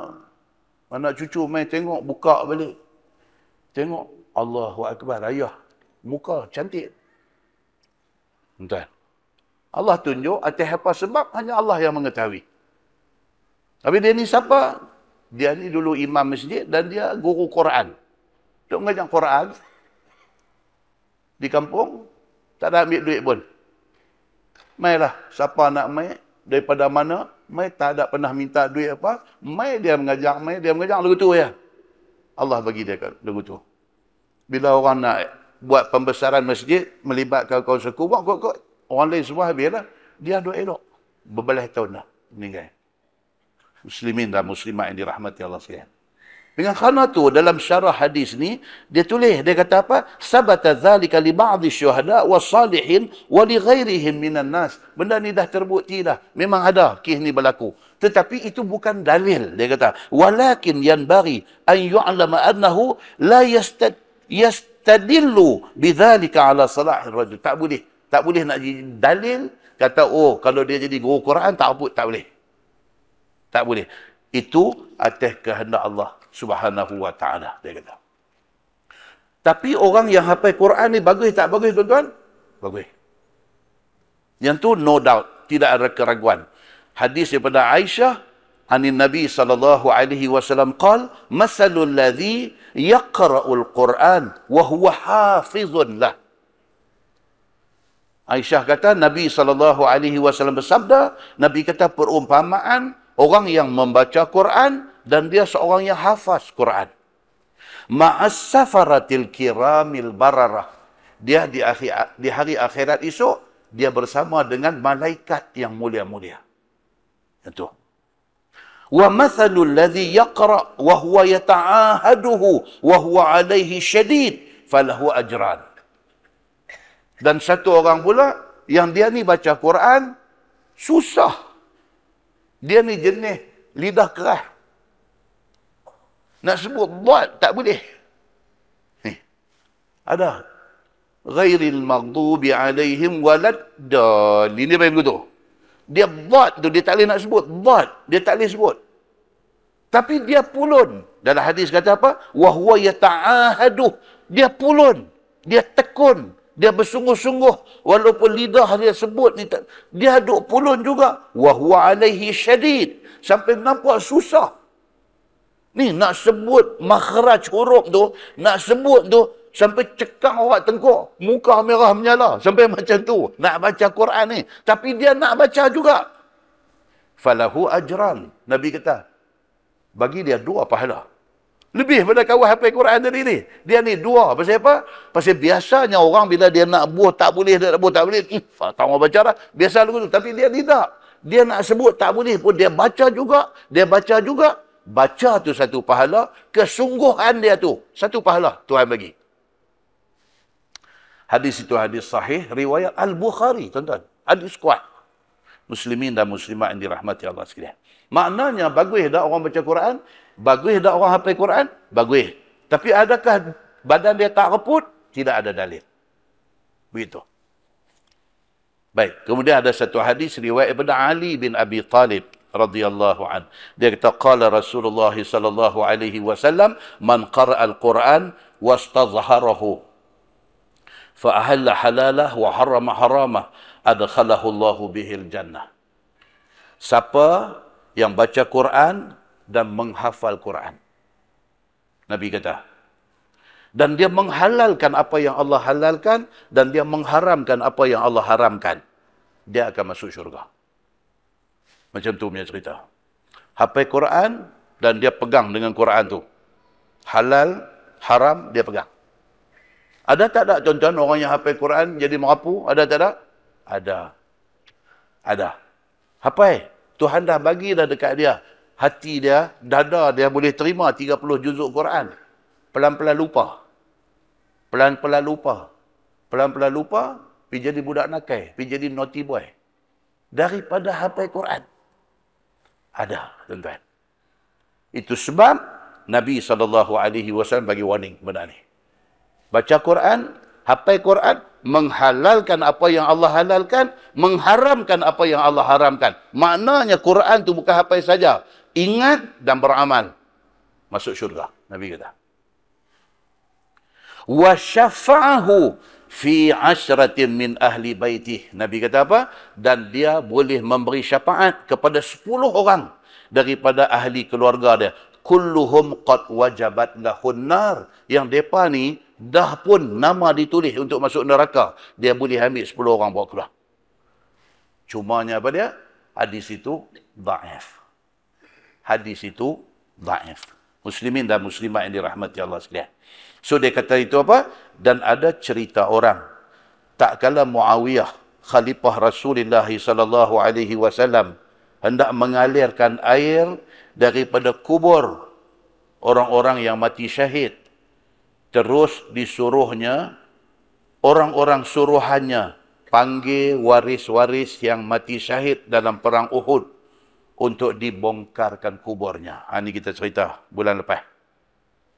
Kita pergi ke kawasan Uhud. Kita tengok ini perkuburan syuhada. Ini Jabal Uhud.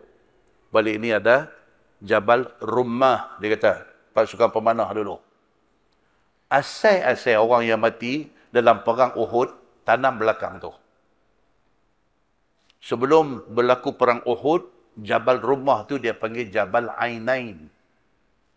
Bila jadi perang Uhud, pasukan pemanah duduk di atas, orang panggil Jabal Rummah. Rummah tu maksudnya pemanah. Tanam di belakang tu. Dan belakang tu adalah kawasan wadi, kawasan air. Kalau hujan lebat, kawasan tu dia akan jadi macam anak sungai.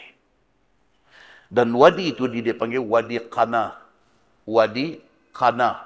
Belakang Jabal Rummah tu, Wadi Qana. Khaf, Nun Alif, Ta Marbuta. Wadi Qana. Zaman pemerintahan Muawiyah bin Abi Sufyan. Bila mai hujan lebat, air duk lalu deras kawasan tu, kubur tu dah jadi masalah. Ada yang nak terbongkar keluar. Mayat.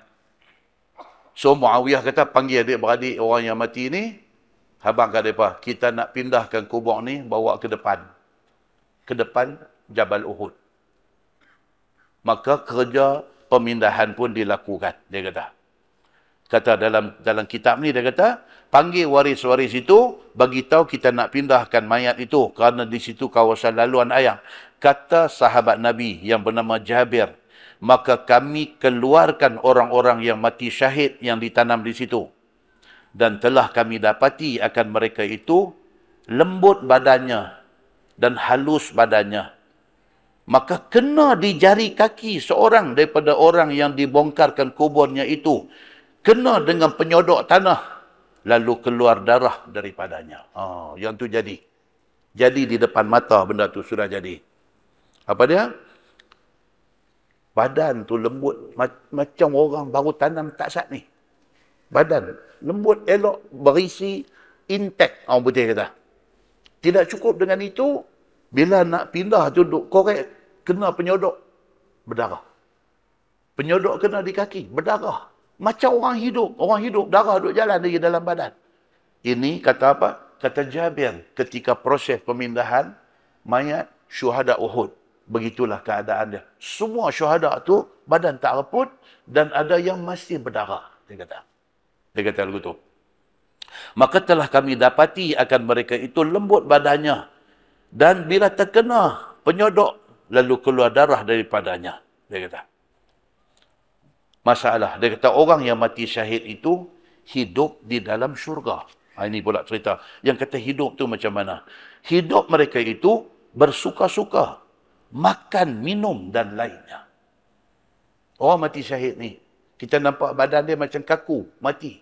Di sisi Allah dia hidup. Bermula dalil yang menunjukkan atas yang demikian itu ialah Quran seperti yang didatangkan oleh At-Tirmizi, hadis dia.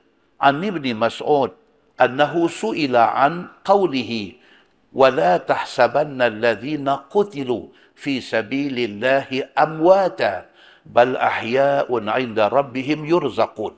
Ayat tu diriwayatkan pada satu sahabat Nabi sallallahu alaihi wasallam. Nama dia Abdullah bin Mas'ud radhiyallahu anhu. Bahwasanya ditanya orang akan dia daripada tafsir yang didengarnya daripada Nabi sallallahu alaihi wasallam. Firman Allah yang bermaksud, jangan sekali-kali kamu sangka orang yang mati dibunuh dalam perang sabilillah itu orang mati. Quran kata macam tu. Never ever ingat orang yang mati syahid itu mati. Bahkan mereka itu orang hidup. Hidup mereka di sisi Tuhan mereka. Bahkan dimuliakan Allah Subhanahu wa ta'ala. Diberi rezeki akan mereka itu. Makan, minum, bersuka-suka mereka di dalam syurga. Macam tu ayat Quran kata. Gitu. Bila didengar oleh Abdullah bin Mas'ud perkataan orang akan tafsir ayat itu, lalu Abdullah bin Mas'ud jawab, faqala ama ana qad sa'alna an zalik. Maka kata Abdullah bin Mas'ud, bukankah kami sesungguhnya telah tanya tafsir ayat itu kepada Nabi SAW? Bila orang tanya dia, dia kata, no. Soalan hampa ni, soalan tu kami dah tanya Nabi dah dulu. Ayat kata, jangan hampa ingat kata orang mati syahid ni mati. Sebaliknya orang yang mati syahid ni hidup, bahkan masih diberi rezeki. Hampa tanya kami. Soalan tu, kami tanya dah Nabi, masa Nabi hidup dulu. Dia kata lagu tu. Bila didengar oleh Nabi akan pertanyaan kami tentang tafsir ayat itu, maka Nabi SAW terus terangkan. Kata Ibnu Mas'ud, فَأَخْبَرَنَا أَنَّ أَزْوَاجَهُمْ فِي طَيْرٍ خُضْرٍ تَسْرَحُ فِي الْجَنَّةِ حَيْثُ شَاءَتْ. Ini jawapan Nabi. Dan dikhabarkan kami bahawasanya roh orang-orang yang mati syahid itu ada di dalam temolok burung hijau. Nabi jawab. Ini jawapan Nabi. Nabi kata orang yang mati syahid ni, jasad dia ada dalam kubur. Tapi roh dia, Allah ambil simpan dalam temolok burung hijau. Dia kata lagu tu. Sebagaimana kita taruh permata lu'lu' di dalam peti. Macam kita ada barang kemah, ada batu permata, kita akan jaga dia, kita akan buh tempat selamat dalam peti besi. Begitulah roh orang yang mati syahid. Allah jaga dia. Allah bubuh roh dia di dalam temolok burung yang duduk di dalam syurga. Tuhan jaga roh mereka ni macam tu. Kerana memuliakan mereka itu. Dan kerana mempermegahkan mereka itu. Boleh terbang, makan, minum ke sana sini di dalam syurga. Di mana tempatnya mereka kehendaki. Ini jawapan Nabi kepada Abdullah bin Mas'ud. Dan Abdullah bin Mas'ud jawab balik kepada orang yang tanya ni. Baik. Masalah. Dia kata syurga ni, adakah telah dijadikan Allah sekarang ini? Ini pun satu hal. Dia duk tanya, dia kata betul-betul syurga ni ada ke tak lagi? Syurga neraka ni betul-betul ada ke tak lagi? Dia tanya. Kalau jawab kata ada, dia kata tak mana? Dia kata bagi main alamat boleh pergi tengok. Laki layak buruk ni dah banyak lah ni. Baik. Ada kata ada? Kita tengok hadis di luar daripada kitab ni. Hadis riwayat daripada Ibni Abbas radhiyallahu anhu. Kata dia, qala Rasulullah sallallahu alaihi wasallam, nazala al-hajarul aswad minal jannah. Wa huwa ashaddu bayadan minal laban. Fasawwadathu khataya bani Adam. Atau kama qala, hadis sahih, riwayat Imam At-Tirmizi. Nabi SAW bersabda, Nabi kata apa? Hajar aswad. Dan kita duk pergi Mekah, duk tawaf, duk cari peluang nak kucup hajar aswad. Nabi kata apa? Nazalal hajarul aswad minal jannah. Nabi kata batu tu, hajar aswad tu, Allah bawa turun daripada syurga. Hadis sahih. Batu tu asal dia daripada syurga. Wa huwa ashaddu bayadan minal laban. Asal hajar aswad ni putih. Lebih putih daripada susu. Nabi kata. Lah ni panggil hajar aswad, batu hitam. Aswad tu makna dia hitam. Tapi asal batu tu masa turun daripada syurga, Nabi kata dia putih, lebih putih daripada susu. Fasawwadathu khataya bani Adam. Tapi jadi hitam pasal apa? Pasal dosa manusia. Pergi lekat kat dia. Hadis ni menjadi dalil bahawa syurga ada tak ada lagi? Ada. Pasal batu tu, hajar aswad tu, turun daripada syurga. Maknanya syurga dah ada. Itu jawapan yang pertama. Yang kedua hadis riwayat Ibn Abdullah bin Amru radhiyallahu an. Dia kata qala Rasulullah sami'tu Rasulullah sallallahu alaihi wasallam yaqul inna rukna wal maqam yaqutatani min yaqutil jannah. Ni pula. Nabi kata ni dua benda ni adalah berasal daripada permata syurga. Apa dia? Ar-ruknu. Batu yang duduk di penjuru. Batu apa? Hajar aswad. Wal maqam. Apa dia? Maqam Ibrahim. Batu yang Nabi Ibrahim pijak masa dia bina Kaabah. Maqam Ibrahim punya batu tu dengan hajar aswad ini, kata Nabi SAW, ini berasal daripada permata daripada syurga. Tamasallahu nurahuma. Allah Subhanahu wa taala hilangkan, hapuskan cahaya kedua-dua batu ini. Hajar Aswad tu asal-asal dia bercahaya terang. Makam Ibrahim kita duk pergi tengok dalam kaca tu, asal dia bercahaya terang. Allah buang cahaya tu. Walau lam yatmis nurahuma la adaa'ata ma bainal masyriq wal maghrib. Nabi kata apa? Kalau Allah tak padam cahaya Hajar Aswad dan juga makam Ibrahim ni, dia kata apa akan jadi? Cahaya dia akan terpancar daripada timur sampai ke barat. Yang pentingnya apa dia? Hadis itu hadis sahih, riwayat At-Tirmizi. Dia nak cerita kata, dua-dua batu ni berasal dari syurga. Maka dia nak beritahu dekat kita, kata apa? Syurga sudah ada. Masalah dia kata syurga itu, adakah telah dijadikan sekarang? Kata Khazin di dalam tafsirnya, dan pada sepotong hadis yang dalam masalah itu, dalil yang menunjukkan bahwasanya syurga sudah dijadikan sekarang ini. Kerana sabda Nabi sallallahu alaihi wasallam, Nabi kata apa? Tasrahu fil jannah haitsu sya'at.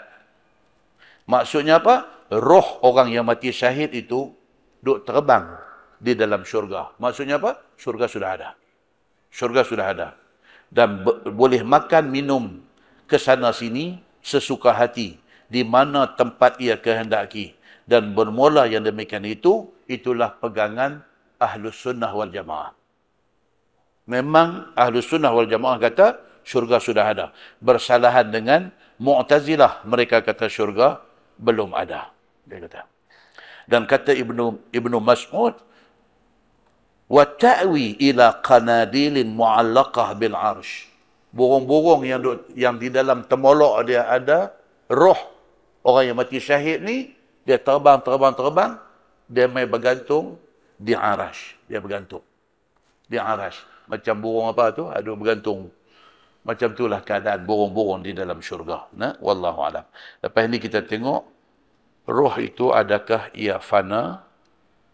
Kemudian kita tengok cerita tentang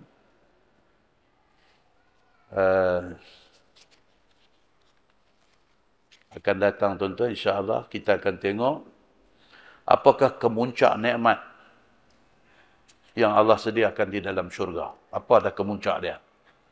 Dia tak boleh pilih pasal mak dia suruh anak-anak dia lompat ayuh rendah tu. Kata ustaz ni dia buat pekak, hampa buat ingat suruh dia berhenti bang.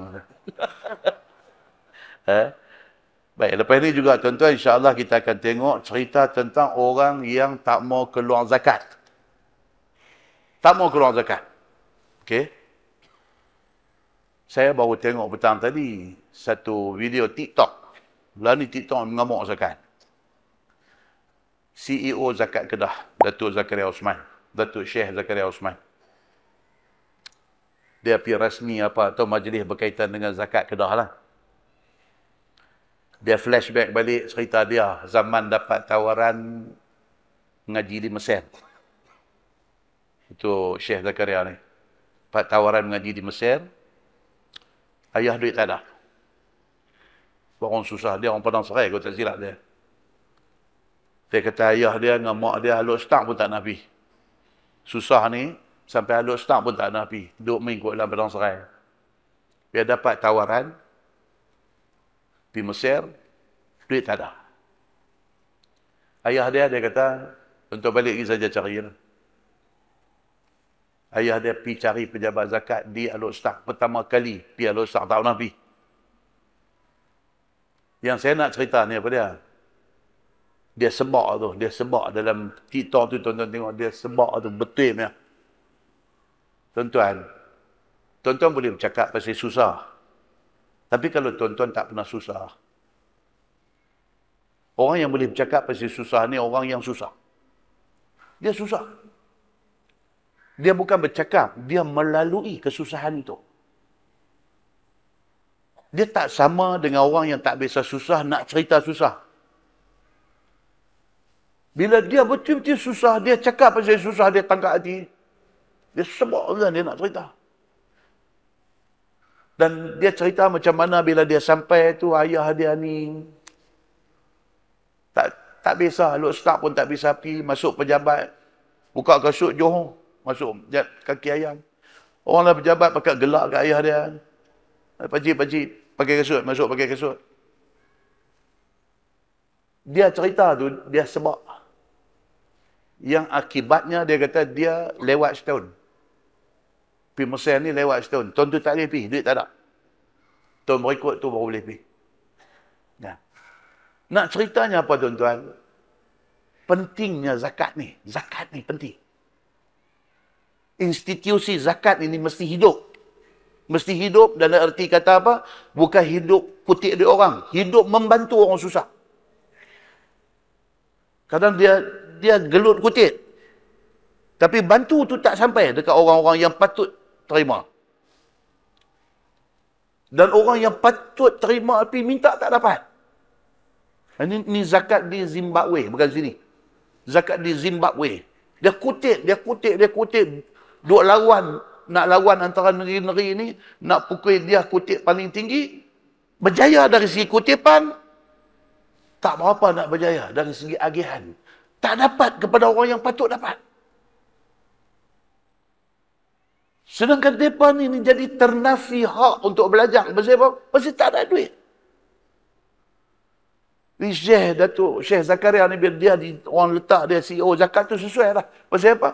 Pasal dia dulu susah. Sampai dapat tawaran di Mesir, tak boleh nak, tak ada duit. Hari ini bila dia jaga, dia tahu betapa susahnya hidup orang susah.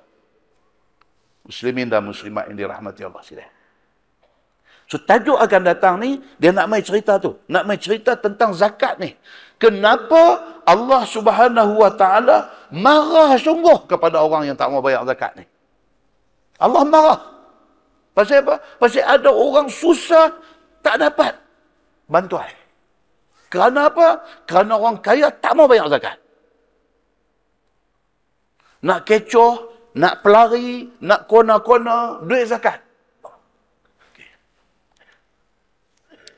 Dan kita akan tengok dalam kuliah yang akan datang, orang yang tak mau bayar zakat ni, Allah sediakan satu benda untuk azab dia.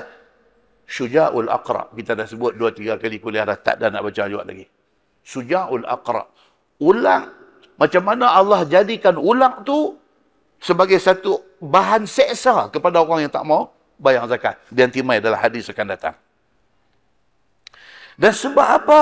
Sebab apa orang tak mau bayar zakat? Ini pula satu bab pula. Tak mau bayar zakat pasal apa? Dia akan cerita dalam kuliah akan datang. Dia tak mau bayar pasal apa?